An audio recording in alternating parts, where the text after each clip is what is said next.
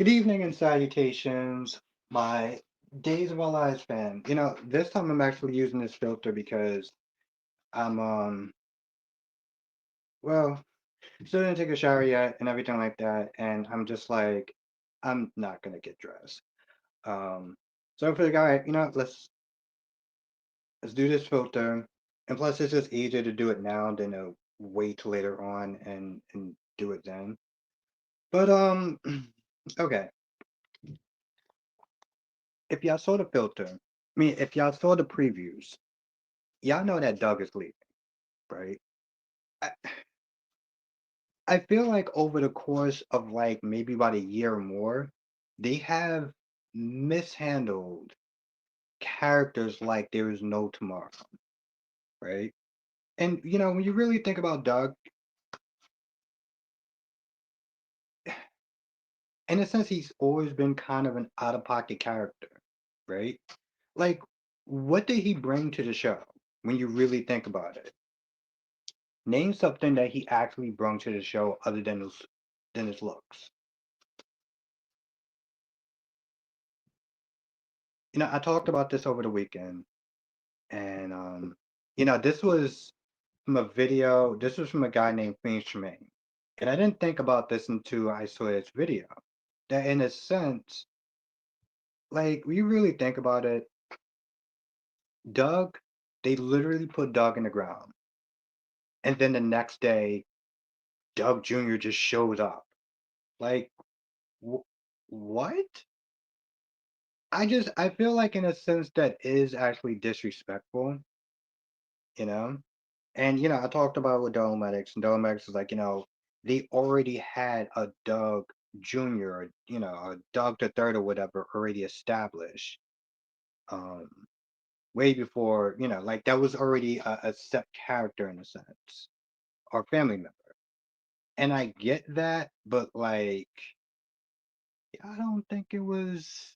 I mean, I don't know if there was ever really a time to bring in another character named Doug, but to sit there and do it the way that they did just seems so.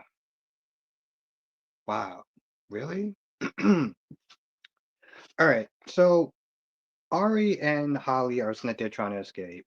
And Ari, finds like a little like duck chute or whatever that she could sit there and try to climb out. But as she's climbing, she starts getting further and further along and to a point where she gets stuck, right? She's yelling and everything like that. Meanwhile, Tate um was also looking for Holly and Ari with the bracelet that Felicity gave, and where the last location was at. Also, Rafe was there because of Kat, sent her the location and stuff. So they're both there, and Rafe was like, "Hey, listen, why don't you just chill out here? I'm gonna call the cops, and you just direct them, because listen, just because that guy is in jail doesn't mean that this whole thing is over and he doesn't have other men." And we're gonna get to that part in a second, but he's like, "All right, fine, or whatever." But he does hear Ari like yelling and stuff. There's a point where she can't really get back out and she's stuck. And I guess the air duct or whatever collapses and she falls or something or collapses on her. Long story short, they try to they try to give you like a little bit of a suspense moment, but in the end she's fine, right? Like I don't know, I felt like I'm glad that they didn't draw it out. It felt fast, but I felt like it was also needed, right? Like Ari got to sit there and reunite with his mom. I mean, with her mom. She suffered some little bruising and stuff like that, but she's gonna be okay. Tate comes across as the hero, which is just like, God damn, man. You got, like I said, when you have Tate Black making you look worse in comparison, that character gotta go. That character gotta go. But anyway, everything turns out okay.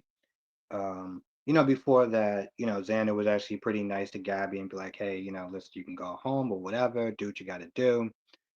Um, and eventually she does wind up leaving. And as she's leaving, she walks into Philip and she's like, "No, listen, I can't talk right now."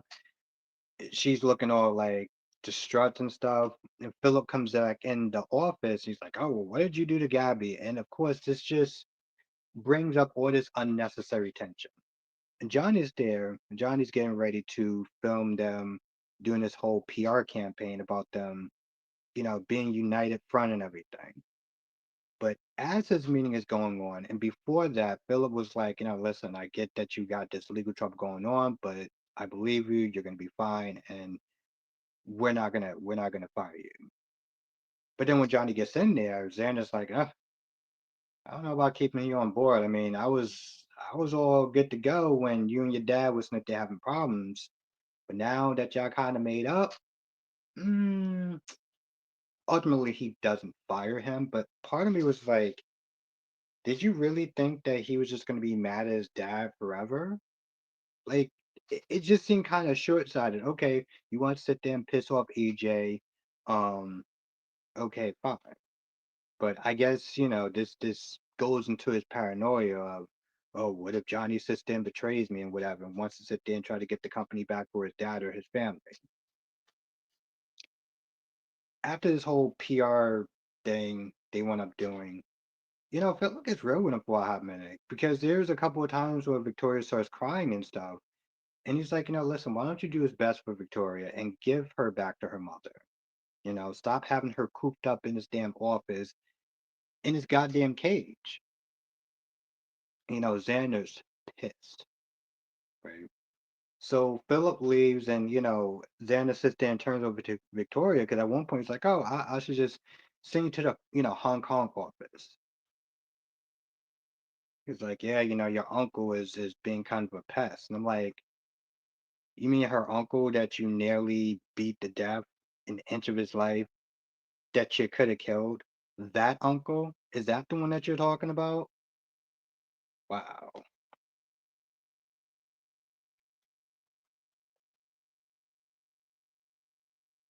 Also, and I know I'm telling this out of order, but also, to the point where Gabby gets back to the house, talks to Leo, and tells him that, Ari's missing and everything, and um, they're talking for a little bit, and Rafe eventually calls Gabby and is like, listen, Ari's here, whatever, she's fine, got a little, bruising or whatever, but she's okay.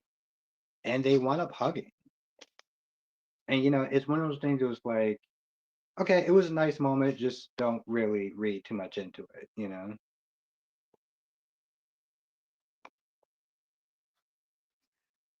Leo, I guess he was kind of guarding himself in a sense with the sorrow, I think. Because Javi clearly is all in on keeping this baby. And Leo, maybe Leo kind of knew on some level, like, okay, Javi's getting way too attached to his child. But his hang up was his upbringing. Like, he had a really shitty upbringing.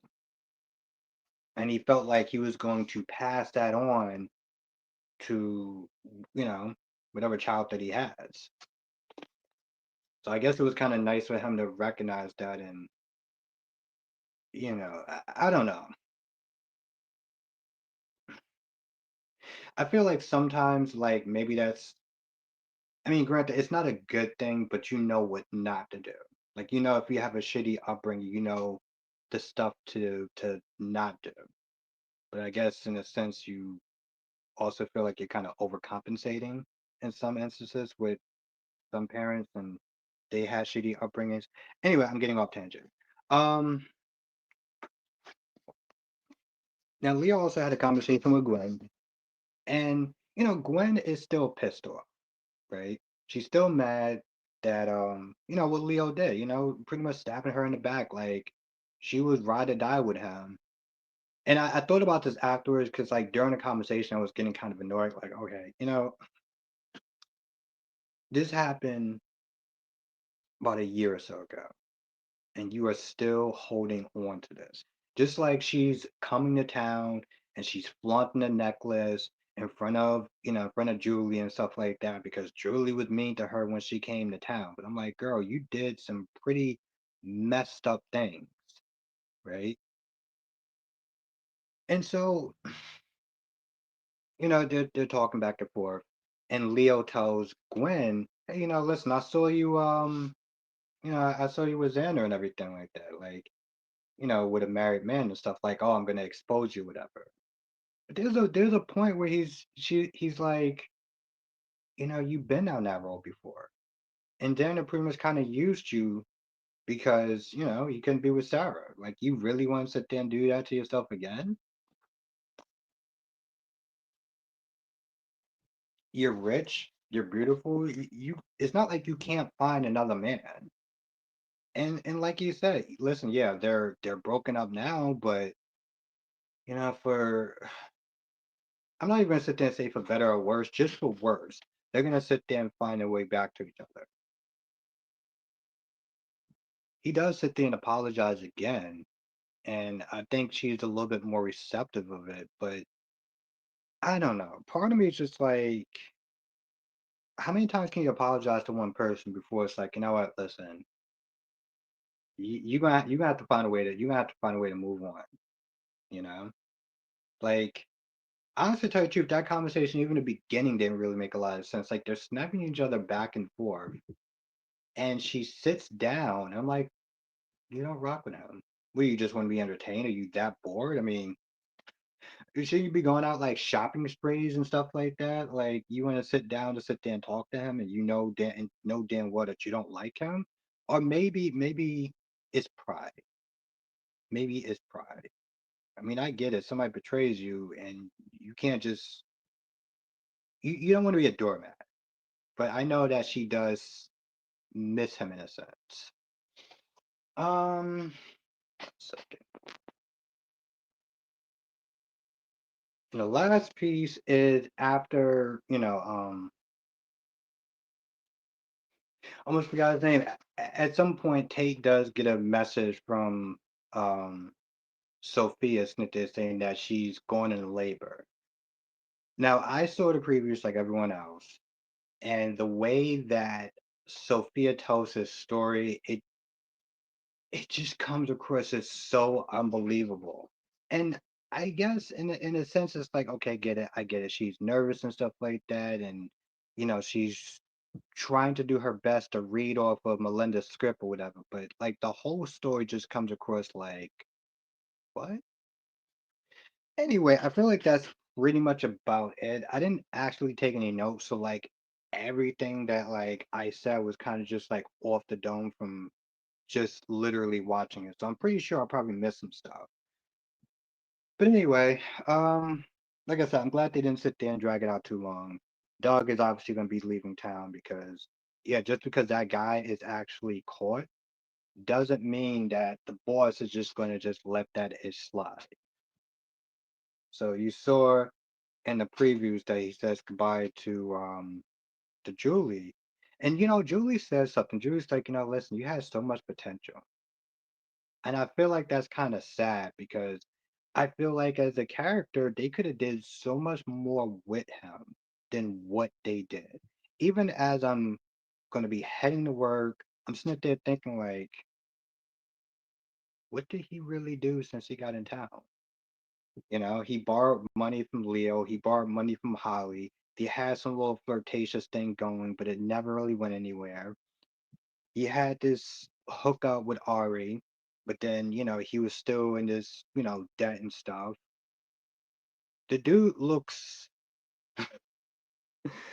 listen, the people have sat there and said that, he looked like he is robbing the cradle or whatever. Like, that dude looks a little too old to be with these girls that are both like 19 years old. So, like, the whole thing was a bust from just jump.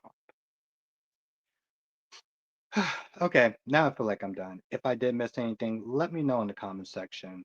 With that being said, I'm gonna go. I want to thank you for watching. I'm not doing a live stream tonight. I'll do one tomorrow because I know by the time I get out of work and try to get through all these shows, it's just not going to be enough time, and then I have to work next day early. But all right, I'll see you on the next video.